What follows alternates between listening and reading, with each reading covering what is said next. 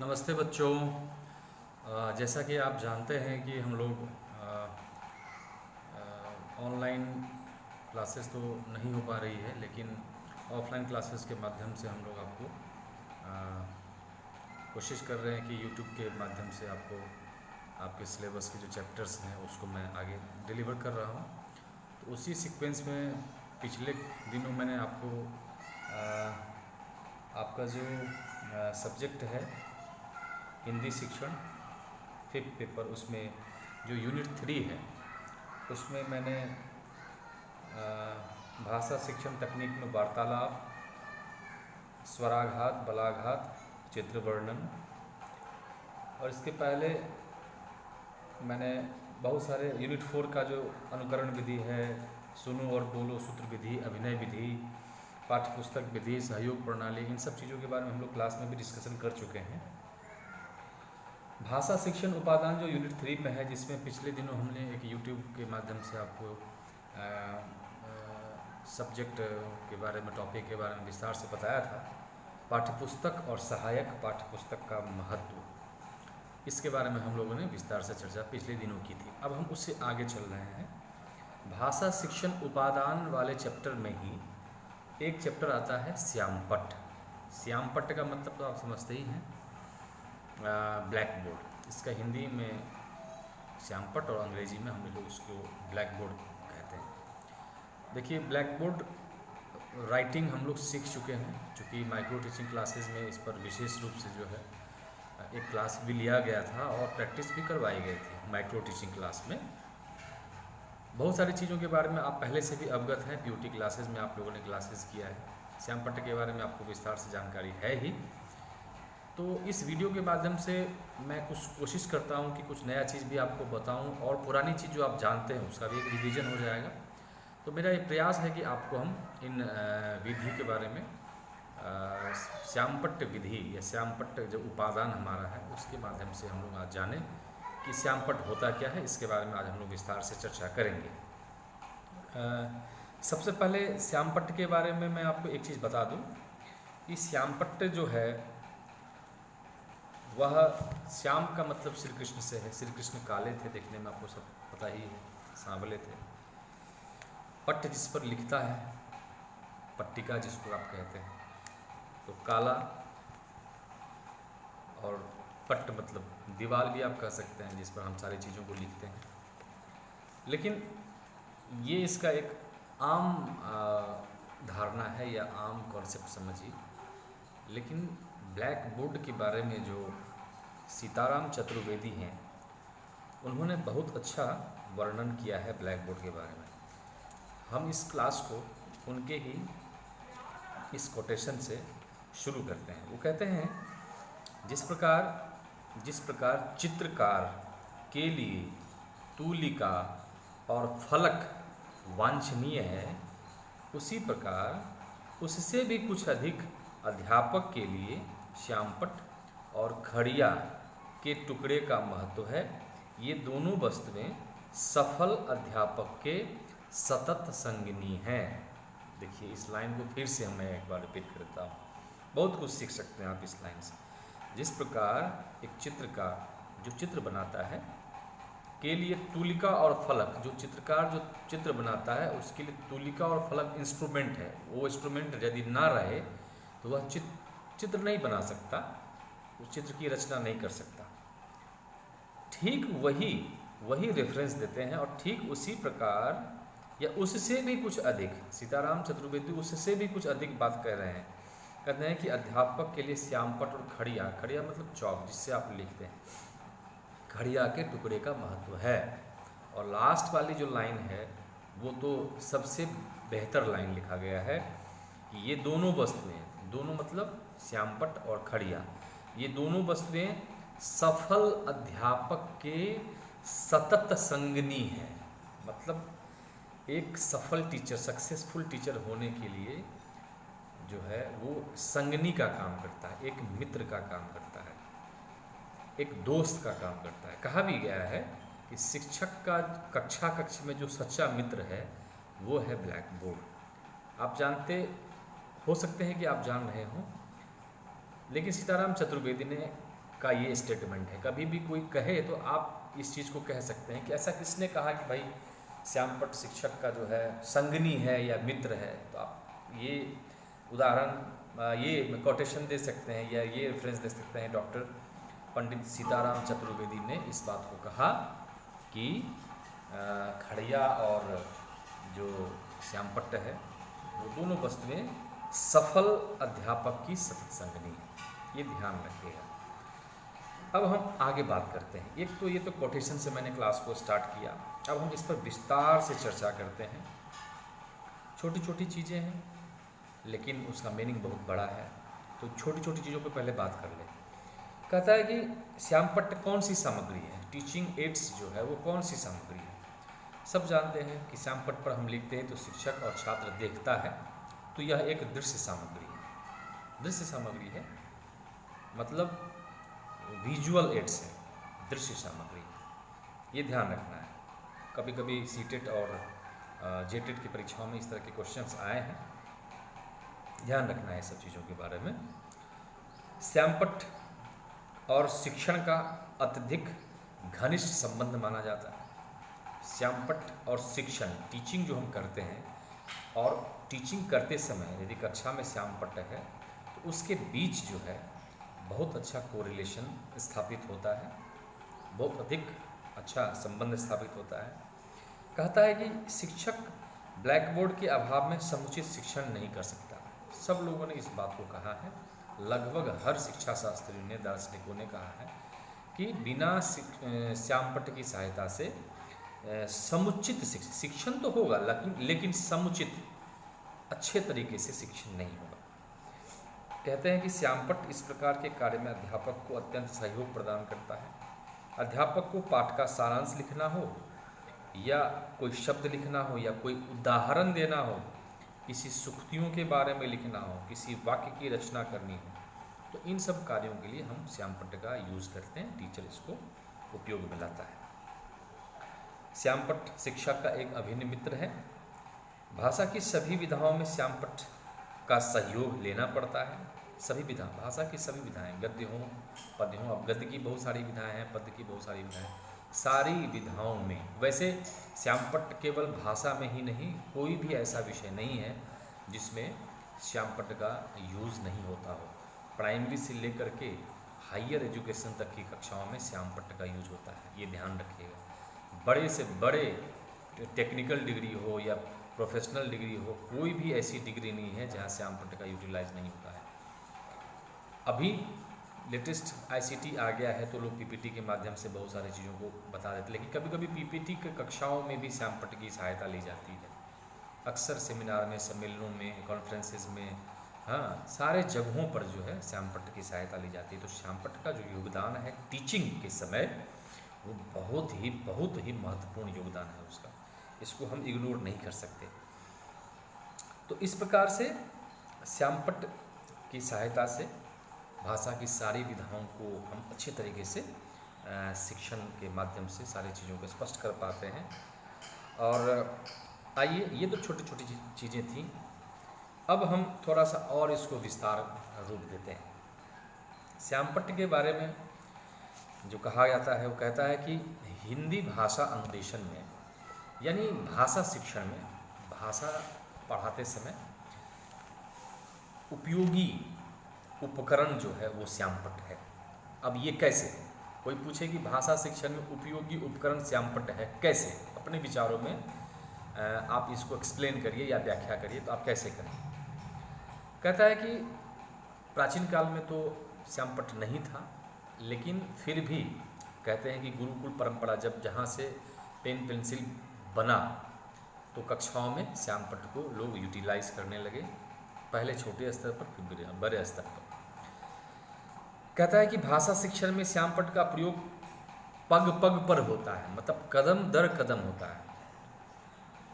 सब जानते हैं शिक्षण करते समय यदि वर्णमाला के वर्णों का उच्चारण बच्चों को सिखाना हो या पढ़ना सिखाना हो या लिखना सिखाना हो, तो हम ब्लैक बोर्ड की सहायता से वर्णों का उच्चारण बच्चों से करवा सकते हैं, वर्णों का लेखनी हम बच्चों से करवा सकते हैं। और वर्णों से शब्द बनाना, उसका उच्चारण कराना भी हम बच्चों को श्याम पट्टकारी की सहायता से सिखा सकते हैं। इसके अलावा व्याकरण के नियमों का ज्ञान, व्याकरण जो हमारा एक रीढ़ है भाषा शिक्षा का, जिसके माध्यम से हम लोग अपनी भाषा पर पकड़ बनाना चाहते हैं या कोशिश करते हैं, तो व्याकरण के नियमों को स्पष्ट करने के लिए खास तौर पर श्यामपट्ट की सहायता लेनी पड़ती है। क्योंकि आप सब जानते हैं कि नियम का ज्ञान कराने के लिए कई तरह के उदाहरण दिए जाते हैं, उदाहरणों का विश्लेषण किया जाता है, फिर उसको श्यामपट्ट की सहायता से उसको एक्सप्लेन किया जाता है, समझाया जाता है। तो इस प्रकार से व्याकरण के सारे नियमों को स्पष्ट करने के लिए श्यामपट्ट की सहायता हम लोग लेते हैं। गद्य हो चाहे पद्य हो, सभी प्रकार के पाठ पढ़ाते समय शब्द, शब्दों के शब्दार्थ, शब्द और शब्दों के शब्दार्थ, फिर उनके अर्थ, इसके अलावा पाठ के सारांश, इसके अलावा किसी प्रकार की कोई रचना कार्य करने के लिए हम श्यामपट्ट की सहायता लेते हैं। और उसके लिए हम लोग श्यामपट्ट पर विशेष रूपरेखा बना लेते हैं, ड्राइंग करते हैं, चित्र का बनाते हैं। अनेक प्रकार से हम इन सब चीज़ों को स्पष्ट करने के लिए शिक्षक सुविधानुसार श्यामपट्ट का उपयोग करता है। तो इस प्रकार भाषा शिक्षण में कहा गया कि श्यामपट्ट शिक्षक का सबसे बड़ा निकट मित्र है। यहाँ तक कि भाषा शिक्षण के समय देखिए, अब ये जो लाइन कह रहे हैं, ये जो मैं जिस किताब से मैं आपको ये अध्ययन करवा रहा हूँ, ये किताब डॉक्टर श्रीमती उमा मंगल, ये उनकी किताब है, वैश्य कॉलेज ऑफ एजुकेशन रोहतक, उनके द्वारा ये किताब लिखी गई है। और उन्होंने as a writer, as a author, उन्होंने क्या लिखा कि भाषा शिक्षण के समय यदि कक्षा के कमरे में श्यामपट्ट नहीं है तो उसे शिक्षण कक्ष ही नहीं कहा जा सकता है। ये कहीं नहीं देखने को मिला है। मतलब शिक्षण कार्य करते समय, भाषा शिक्षण करते समय यदि श्यामपट्ट कक्षा में नहीं है तो फिर उस कक्षा को शिक्षण कक्ष नहीं कहा जा सकता। इसीलिए प्रत्येक भाषा शिक्षक को श्यामपट्ट का प्रयोग करना चाहिए। श्यामपट्ट को एक और नाम से जाना जाता है। उमा मंगल कहती हैं कि काले रंग का होने के कारण इसे श्यामपट्ट भी कहते हैं, और कृष्ण फलक दूसरा नाम, ध्यान रखिएगा, अंडरलाइन कर लीजिए, कृष्ण फलक भी कहते हैं। आजकल तो बहुत तरह के श्यामपट्ट यूटिलाइज में शिक्षक लोग कर रहे हैं, यूज़ कर रहे हैं। हरे रंग के भी मिलते हैं, नीले रंग के भी आते हैं, वाइट के हैं। पीछे आप देख रहे हैं कि मेरे पीछे लगा हुआ है, वाइट चॉक से हम लोग इसको करते हैं, मार्कर का उपयोग करते हैं, डस्टर का उपयोग करते हैं, black marker, blue marker, red marker, green marker, अनेक प्रकार के मार्कर की सहायता से हम लोग यूज़ करते हैं। तो आजकल श्यामपट्ट के बहुत सारे टाइप्स हो गए हैं, बहुत सारे प्रकार आ गए हैं। और आप तो जानते हैं एक लपेट फलक श्यामपट्ट होता है, जिसको आप कक्ष में लाते हैं, घर से ही लिख करके लाते हैं और उसको टांग देते हैं सुविधानुसार। जैसे जैसे आप पढ़ाते हैं तो उसकी सहायता भी आप लेते हैं। तो इस प्रकार से भी है। और कहते हैं कि श्यामपट्ट के बारे में और जो चीज़ें हैं, किन किन चीज़ों को ध्यान में रखना चाहिए। श्यामपट्ट का प्रयोग करते समय शिक्षक को कौन कौन से चीज़ों को ध्यान में रखने की ज़रूरत है। नंबर 1, लिखने से पहले श्यामपट्ट को अच्छी तरह साफ कर लेना चाहिए। जब भी श्यामपट्ट का यूटिलाइज शिक्षक द्वारा किया जाए तो श्यामपट्ट को पूरी तरह से क्लीन कर दिया जाए, साफ कर दिया जाए, पहली बात। दूसरी बात, चौक को श्यामपट्ट पर अच्छी तरह से दबाकर लिखना चाहिए। ध्यान रखिए, हम जब चौक पकड़ते हैं और ब्लैक बोर्ड पर जब उसकी राइटिंग करते हैं तो चौक को अच्छी तरह से दबा करके, मतलब बहुत जोर भी नहीं देना है, नहीं तो चौक भी टूट सकता है। मतलब उसी हिसाब से, ताकि अच्छे से आपकी राइटिंग हो जाए, अच्छे से आप लिख सकें। तो अच्छी तरह से दबाना होगा, नहीं तो कभी कभी दबाते समय यदि आप हल्के हाथ से पकड़े हैं तो वो नीचे भी गिर सकता है, या हो सकता है कि वो हाथ से फिसल जाए, या हो सकता है कि लिखते समय अक्षर टेढ़े मेढ़े हो जाएं। तो इसीलिए चौक को अच्छे से आपको पकड़ना है। दूसरी बात, तीसरी बात यह है कि चौक बोर्ड पर या ब्लैक बोर्ड पर लिखते समय अध्यापक को बाईं ओर से दाईं ओर, देखिए सीक्वेंस समझिए, दाईं से बाईं नहीं। जब भी हम चौक से ब्लैक बोर्ड पर लिखें तो हम स्टार्ट कहाँ से करें, बाईं से दाईं ओर करें, लेफ़्ट टू राइट हैंड से हम लोग इस चीज़ को करें। और मतलब लेफ्ट टू राइट हैंड का मतलब ये कि बाईं ओर से शुरू करेंगे, बाएं हाथ की तरफ से शुरू करेंगे और दाहिने हाथ की तरफ ले जाएंगे। ध्यान रहे कभी कभी अध्यापक की पीठ लिखते समय कक्षा की तरफ ना हो, अक्सर होता है। बहुत सारे स्टूडेंट्स ऐसे हैं जो श्याम पट्ट पर लिखते तो हैं, लेकिन जब लिखते हैं तो ऐसा लगता है कि उनकी वो लिख रहे हैं और पीछे उनकी पीठ दिख रही होती है। तो ये अच्छा लक्षण नहीं माना गया है। ब्लैक बोर्ड, ये जो स्किल है ब्लैक बोर्ड राइटिंग स्किल, इसका ये दोष है, इसका ये अवगुण माना गया है। तो आप बाएं से शुरू करेंगे, दाहिने तरफ बढ़ते जाएंगे, शरीर को उस हिसाब से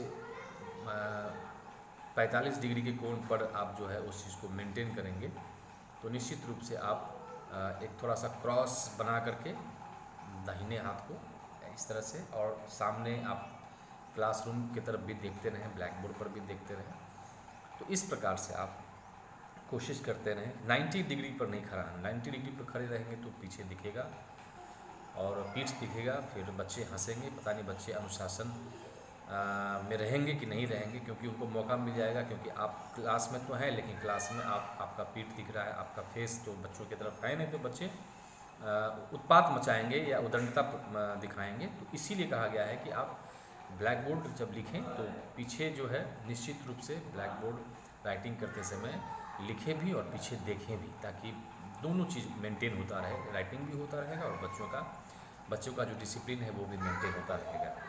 तो यहाँ पे हमें इन सब चीज़ों को ध्यान रखना है।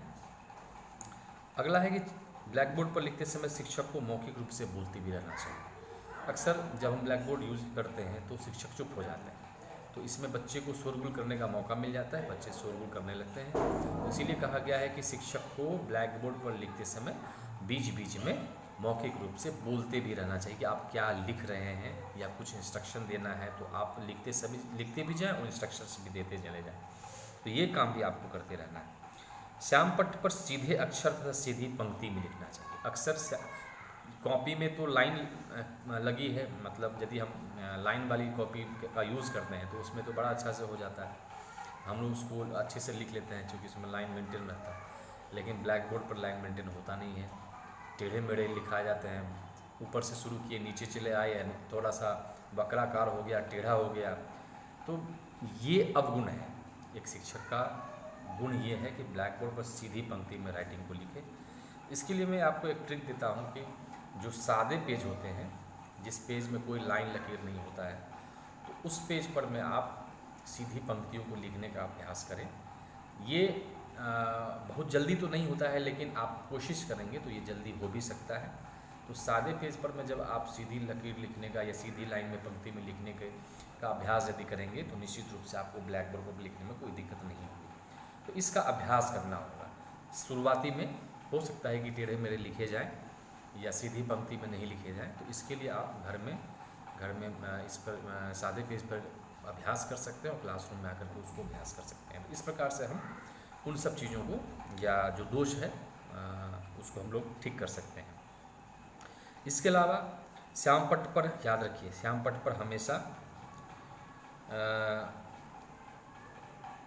शुद्ध वर्तनी में लिखा जाना चाहिए। ध्यान रखिए, अक्सर हम लोग गलती करते हैं। भाषा शिक्षक कोई भी हो, भाषा शिक्षक हो या किसी विषय का शिक्षक हो, वर्तनी विजय जो स्पेलिंग है वो यदि एरर श्याम पट्ट पर लिखे जाते हैं शिक्षक के द्वारा तो बच्चे उसका अनुकरण कर लेते हैं और इसका साइड इफ़ेक्ट बहुत भयंकर होता है, बहुत भयंकर होता है। बच्चे यहाँ तक इस चीज़ को स्वीकार कर लेते हैं कि ये तो शिक्षक नहीं लिखा है, ये तो शिक्षक के द्वारा ही लिखा गया है, तो हम इसको कैसे गलत कह दें। तो जब शिक्षक का अनुकरण छात्र तो करता ही है, तो यदि शिक्षक गलती करके लिख दिया है या गलत लिख दिया है तो छात्र तो उसका बहुत बुरा प्रभाव पड़ता है। इससे हमेशा बचना चाहिए, ये ध्यान रखने की ज़रूरत है। कोशिश करें गलती ना लिखें, और यदि गलती लिख भी गई है तो बारीकी से एक बार नज़र दौड़ा दें कि हमने कहीं गलती तो नहीं लिख दिया। यदि गलती लिख दिया है तो तुरंत उसको सुधार कर दें, वरना बच्चों पर इसका बहुत दुष्प्रभाव पड़ता है। तो कोशिश रहे कि आप शुद्ध लिखें। इसके अलावा कहा गया है कि जो कुछ भी लिखा जाए या चित्र रूप में बनाया जाए उसका आकार ठीक प्रकार से होना चाहिए। देखिए, लिखना एक अलग बात है, शब्दों की रचना करना या शब्दों को लिखना, वाक्य बनाना, ये अलग बात है। लेकिन शब्दों को दर्शाने के लिए कई प्रकार के चित्र बनाए जाते हैं, रेखा चित्र बनाए जाते हैं, डायग्राम्स बनाए जाते हैं। तो ये सब चीज़ों को बनाने के लिए भी आपको अभ्यास करने की ज़रूरत है। या तो प्री प्लानिंग कर लें कि हमको किस प्रकार से लिखना है, किस प्रकार से रेखा चित्र बनानी है, या कोई चित्र का निर्माण करना है या रचना करनी है, तो इसके लिए प्री अभ्यास भी कर लें। अभ्यास कर लेने से क्या होगा कि कॉन्फिडेंट रहेंगे आप क्लास में और बनाने में कहीं कोई दिक्कत नहीं होगी। तो ये भी ध्यान रखने की ज़रूरत है। कहा गया है कि लिखी हुई सामग्री का उपयोग हो जाने के बाद उसे मिटा देना चाहिए ताकि आगे की सामग्री को प्रस्तुत करने के लिए स्थान हो सके, उपलब्ध हो सके। अक्सर क्या होता है कि शिक्षक लिखते जा रहे हैं और जगह ख़त्म हो गया है, फिर भी थोड़ी बहुत जगह कहीं बचती है तो उसी में फिर लिख रहे हैं, मिटा रहे हैं नहीं। ब्लैक बोर्ड पर स्थान लिखने वाला है नहीं, लेकिन फिर भी कहीं ना कहीं किसी न किसी जगह लिखते जा, कभी इस कोने में लिखा, कभी बीच में लिख दिया, कभी उस साइड में गए, कभी दाहिने साइड में गए। तो ये ठूस ठूस के लिखने की क्या ज़रूरत है? कोई ज़रूरत नहीं। आप करें स्टार्ट में जो आपने जिस चीज़ का वर्णन कर लिया है, जिस चीज़ के बारे में आपने बच्चों को समझा दिया है, एक्सप्लेन कर लिया है, यदि वो बच्चों को लिखने की ज़रूरत है तो आप निर्देश दे दें कि आप इन्हें उतार लें अपनी कॉपी में, फिर उसको मिटा दें। उसको लिखने की या लिखे रहने की देने की कोई ज़रूरत नहीं है, उसको आप मिटा दें। इससे लाभ ये होगा कि यदि आपको फिर दूसरा कुछ लिखना होगा तो जगह भी मिल जाएंगे और आराम से आप उसमें लिख निकाल कर सकते हैं। तो ऐसा इसलिए कहा गया है कि यदि बच्चे पढ़ लिए हैं और उसका कोई मीनिंग नहीं है अब, तो उसको निश्चित रूप से मिटा दीजिए ताकि स्थान मिल जाए शिक्षकों को लिखने के लिए। इसके अलावा छात्र सहभागिता के उद्देश्य से कभी कभी छात्रों को भी श्यामपट्ट पर लिखने का अवसर देना चाहिए। देखिए, शिक्षक का मित्र तो है श्यामपट्ट, लेकिन यह यहाँ कहना मैं इस विचार से सहमत हूँ या मेरे अंदर वो विचार आ रहा है, मैं यदि ये कहूँ जिस प्रकार छात्र एक दूसरे छात्र का दोस्त होता है या मित्र होता है और उसके कहीं ना कहीं उसके कैरियर में या उसके पठन पाठन में उसको सहयोग देता है, तो जो एक क्लास में एक क्लासमेट दूसरे क्लासमेट की सहायता करता है, तो श्यामपट्ट भी समझ लीजिए कि बच्चों को एक मित्र का ही काम करता है, एक दोस्त का ही, एक क्लासमेट का ही काम करता है। इस प्रकार शिक्षक का मित्र है, निकट मित्र श्यामपट्ट, उसी प्रकार से श्यामपट्ट छात्र का भी मित्र है, ऐसा कहना गलत नहीं होगा। और इसके लिए शिक्षक बच्चों को अधिक से अधिक सहभागिता देने की ज़रूरत है, मतलब उसको इसमें शामिल कर लेना है। आपने ब्लैक बोर्ड साफ़ कर लिए हैं, आपको कुछ बताना है या आपको बच्चों से कुछ लिखवाना है, कुछ चित्र बनवाने हैं या डायग्राम बनवाना है या शब्दों को वाक्यों में निर्मित करना है या कोई भी लेखन से संबंधित किसी भी प्रकार का कार्य करना है, तो आप बच्चे को श्यामपट्ट पर बुला लीजिए, ब्लैक बोर्ड पर बुला लीजिए। तो इससे बच्चे में ऐसा नहीं कि लेखन शक्ति का विकास होगा, केवल लेखन शक्ति के विकास के साथ बच्चे में आत्मविश्वास बहुत बढ़ेगा। या हमने पूरे कक्षा में 30, 35, 40, 50 बच्चों के बीच में मैंने आज ब्लैक बोर्ड पर राइटिंग किया और शिक्षक ने हमें ये निर्देश दिया, ऐसे लिखो या इस प्रकार से लिखो, गलती हो तो उसको सुधार दीजिए या सुधारने का उसको निर्देश दीजिए। तो बच्चे इससे काफ़ी कुछ सीखेंगे, बहुत कुछ सीखेंगे। तो शिक्षक को चाहिए कि छात्रों को इसमें सहभागिता प्रदान करें। तो ये सब चीज़ें थोड़ी सी हैं, लेकिन बारीकी चीज़ें हैं, इसको ध्यान में रखें। ऐसा आप करते समय लिखते समय इन सब चीज़ों को ध्यान रखने की ज़रूरत है। अब हम थोड़ी सी और चर्चा कर लेते हैं। कहा जाता है कि श्यामपट्ट पर यदि हम ब्लैक बोर्ड राइटिंग कर रहे हैं तो हम चाहें तो अब कलरफुल चॉक भी मिलते हैं मार्केट में बहुत तरह के, तो आप कलरफुल चॉक का भी यूज़ कर सकते हैं, क्योंकि कलरफुल चॉक का यूज़ करने से बच्चे चॉक का यूज़ करने से बच्चे जो है काफ़ी अट्रैक्टिव होकर के उस चीज़ को देखते हैं और काफ़ी प्रभावित होते हैं। तो कलरफुल चॉक का भी आप यूज कर सकते हैं और कलरफुल चॉक से आप शब्दों के शब्दार्थ को लिख सकते हैं या किसी प्रकार का जो प्रसंग लिखना है, टॉपिक लिखना है, तो उस चीज़ को आप चॉक के माध्यम से, कलरफुल चॉक के माध्यम से लिख सकते हैं। इसके अलावा ये देखना है कि श्यामपट्ट के उपयोग में अध्यापक विशेष रूप से ये ध्यान रखें कि श्यामपट्ट पर लिखे शब्दों को बालकों को देखने में बाधा तो उत्पन्न नहीं हो रही है। मतलब यह अक्सर हम श्यामपट्ट पर तो गए, लिखे भी, लेकिन ऐसे छोटे छोटे अक्षरों में लिखे जो पिछले बेंच के में बैठे हुए बच्चों को दिख ही नहीं रहा है। तो ये तो परेशानी हो सकती है ना।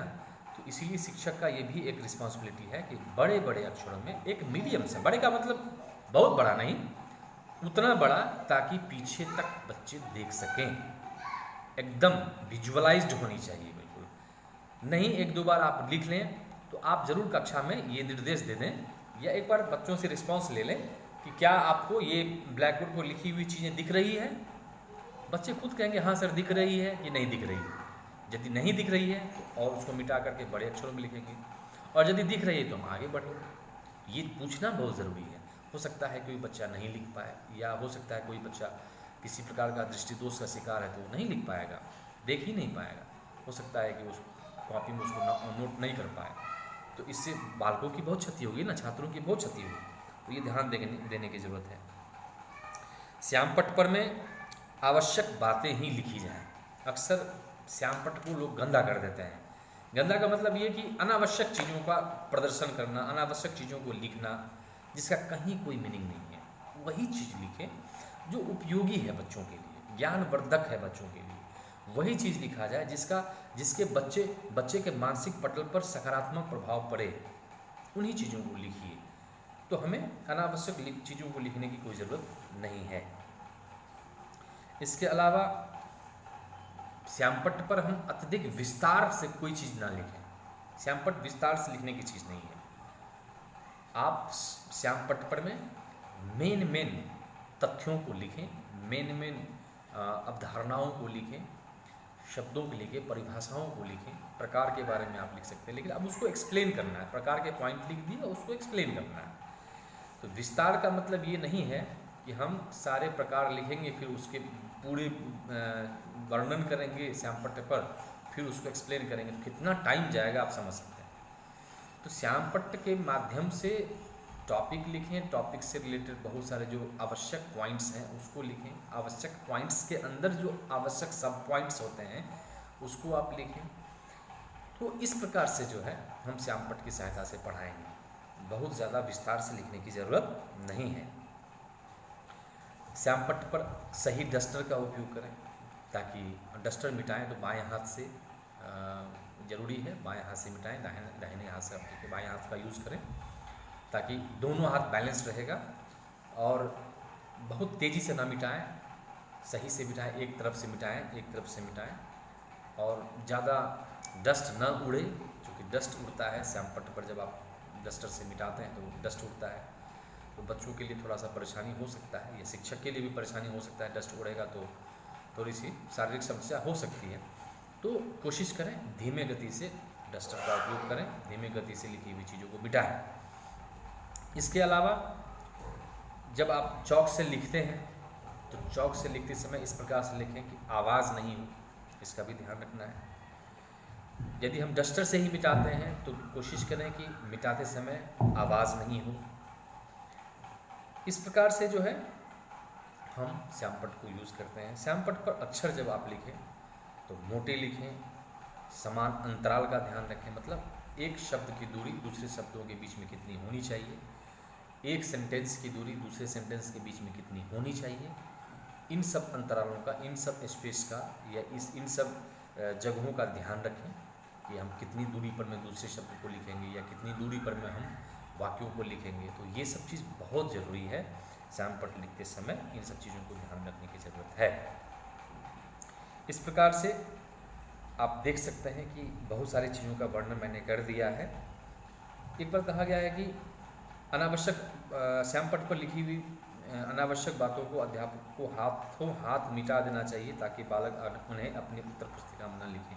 कभी कभी ऐसा होता है बाय द वे, या गलती से हो गया, आपने कुछ ऐसा लिख दिया जो नहीं लिखना चाहिए था, तुरंत उसको साफ कर दें। यहाँ तो इस किताब में हिंदी शिक्षण की ये किताब है, और ये रीता चौहान की किताब है। ये हैं शिक्षा शास्त्र विभाग S Khanna girls degree college Allahabad, उनकी किताब में इस चीज़ का वर्णन आया है कि अनावश्यक बातों को अध्यापक को हाथों हाथ मिटा देना चाहिए। हाथों हाथ मतलब कभी कभी देखते होंगे हाथ से भी बहुत सारी चीज़ों को हम लोग मिटा देते हैं। तो कोशिश करें कि अनावश्यक चीज़ें ना लिखें। यदि लिखा गया गलती से तो उसको जल्दी से मिटा दें, ऐसा इस ऑथर का कहना है, रीता चौहान जी का कहना है। इसके अलावा अध्यापक जब कक्षा छोड़े मतलब कक्षा से जब निकलने लगे, क्लास ओवर हो जाए, घंटी बज गई, तो यदि ब्लैक बोर्ड पर में राइटिंग किया हुआ है, कुछ लिखा गया है, तो निश्चित रूप से शिक्षक का ये काम है, शिक्षक की ये रिस्पॉन्सिबिलिटी है कि वह उसको साफ कर दे, फिर उसके बाद क्लासरूम से बाहर निकले। इन सब चीज़ों को ध्यान रखने की ज़रूरत है। तो बच्चों, आज हम लोगों ने भाषा शिक्षण की जो सामग्री है, भाषा शिक्षण का जो उपादान है, उसमें हम लोगों ने आज एक बहुत अच्छे दृश्य सामग्री के बारे में हम लोगों ने जाना, जिसका नाम था श्यामपट्ट, ब्लैक बोर्ड, कृष्ण फलक। और एक चीज़ मैं आपको यहाँ बताऊँ, श्यामपट्ट पर डस्टर से आप साफ़ करते हैं। डस्टर को हम हिंदी में क्या कहते हैं? झाड़न कहते हैं। चौक को क्या कहते हैं? वर्तिका बोलते हैं, खड़िया बोलते हैं। तो ये सब चीज़ भी जानने की ज़रूरत है। तो इस प्रकार से आज हम लोगों ने इस वीडियो के माध्यम से जाना कि श्यामपट्ट क्या होता है, श्यामपट्ट की उपयोगिता क्या है, श्यामपट्ट का महत्व कितना है, और श्यामपट्ट को शिक्षक किस प्रकार से क्लासरूम में यूज़ करता है, किस प्रकार से किस आवश्यकता के हिसाब से यूज़ करता है, छात्रों के लिए वो कितना लाभकारी है, गुणकारी है, किस प्रकार से शिक्षक के लिए मित्र का कार्य करता है। तो इन सब सारे प्रश्नों का जवाब आपको इस वीडियो में मिलेगा। ध्यान से आप इस वीडियो को देखेंगे। उम्मीद है कि आपको ये वीडियो ज़रूर पसंद आएगा। धन्यवाद, आप सभी का बहुत बहुत धन्यवाद।